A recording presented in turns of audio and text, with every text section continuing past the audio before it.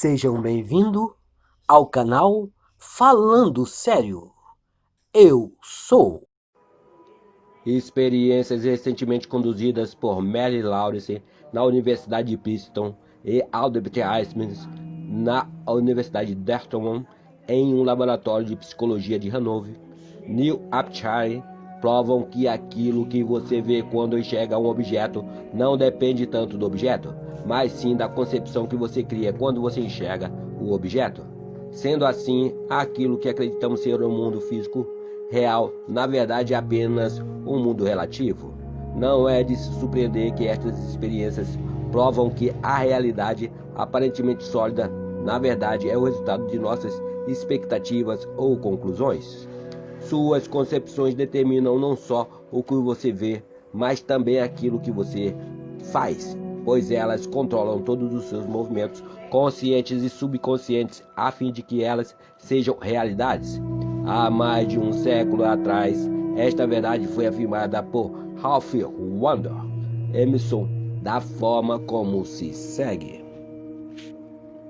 Assim como o mundo é plástico e fluido nas mãos de Deus, assim ele sempre será, ainda mais com tantos atributos que damos a ele. Para a ignorância e o pecado, ele é rígido. Eles se adaptam a ele como podem. Mas à medida que o homem encontra em si algo divino, o firmamento flui diante dele e assume seus traços e forma.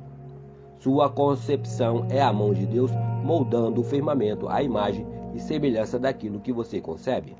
A concepção do desejo realizado é a maré alta que facilmente te eleva aos limites dos sentidos, onde você tanto tempo permaneceu estagnado. Ela eleva a mente à profecia, no sentido pleno e direto da palavra. Se você tiver a imaginação controlada e a atenção focada, tal que o torne possível de ser concretizada, você pode ter certeza de que tudo o que sua concepção sugerir virá a acontecer. Quando William Blake escreveu aquilo que parece ser é para aqueles a quem parece ser, ele estava apenas repetindo a eterna verdade.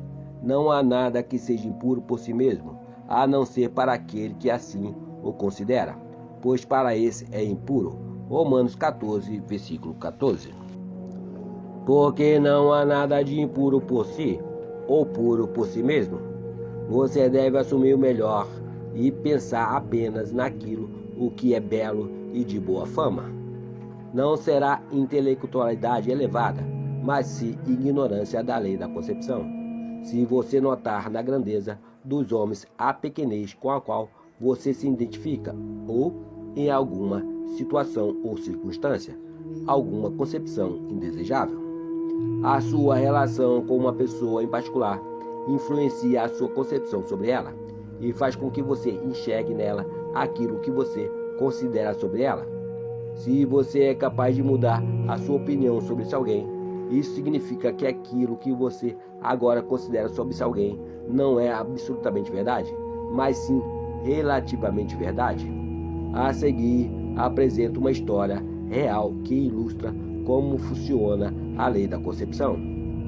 Um dia, uma figurinista me descreveu as suas dificuldades em trabalhar com um renomado produtor teatral. Ela estava convencida de que ele injustamente a criticava e rejeitava os seus melhores trabalhos, e que muitas vezes ele foi deliberadamente rude e injusto com ela. Ao ouvir a sua história, eu lhe expliquei que se ela enxergou no outro rispidez e injustiça, isso poderia ser um sinal claro que ela, em si mesma, estava angustiada, e que não era o produtor, mas ela mesma que estava precisando tomar uma nova atitude. Contei a ela sobre o poder da lei da concepção e disse-lhe que a sua aplicação poderia ser realizada através da prática e que somente quando ela fosse capaz de conceber que a sua situação já era o que ela queria, é que ela se tornaria capaz de realizar a sua mudança desejada.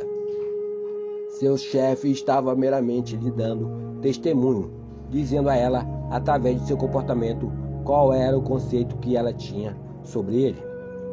Eu lhe disse que era bem provável que ela estivesse criando conversas com ele em sua mente, cheias de críticas e recriminações. Não havia dúvida que ela estava mentalmente discutindo com o produtor, pois os outros apenas ecoam aquilo o que supomos sobre eles em segredo.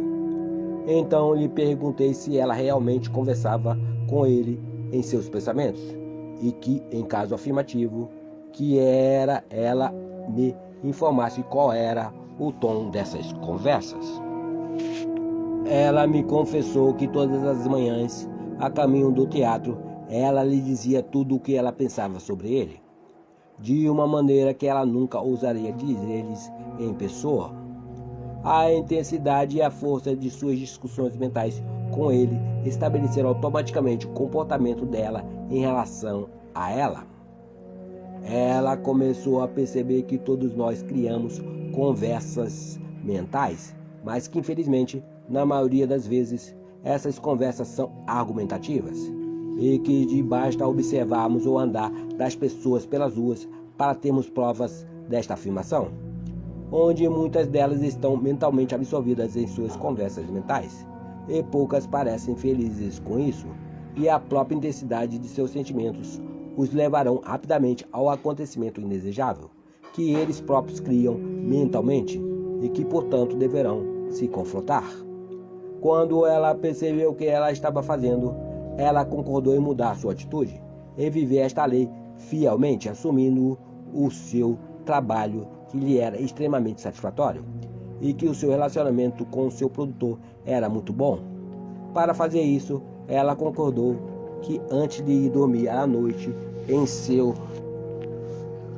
caminho para o trabalho, em outros intervalos durante o dia, ela se imaginaria sendo parabenizada por ele, por seus excelentes projetos, e que, por sua vez, ela lhe agradeceria pelos seus elogios e generosidade.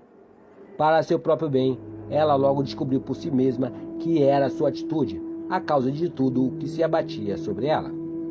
O comportamento do seu chefe milagrosamente se reverteu.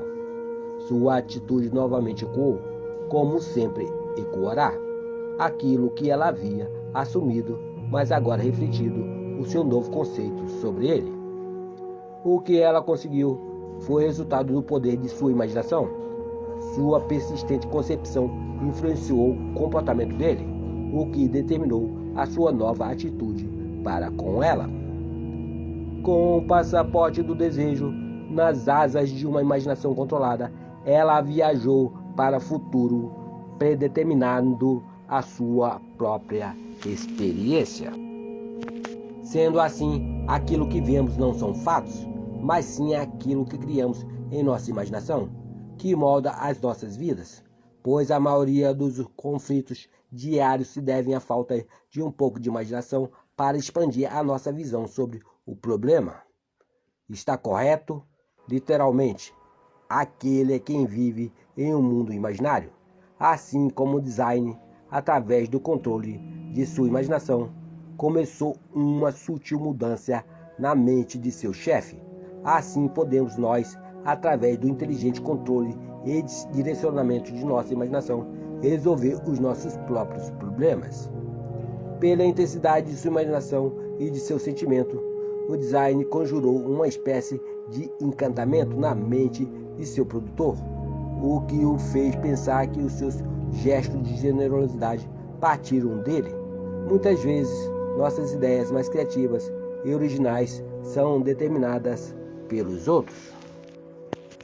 Nunca saberemos ao certo se não foi uma mulher pisando sobre a uva na prensa de vinho quem começou essa sutil mudança na mente dos homens, ou se essa paixão começou na mente de um menino pastor, iluminando seus olhos momento antes de completar a sua jornada.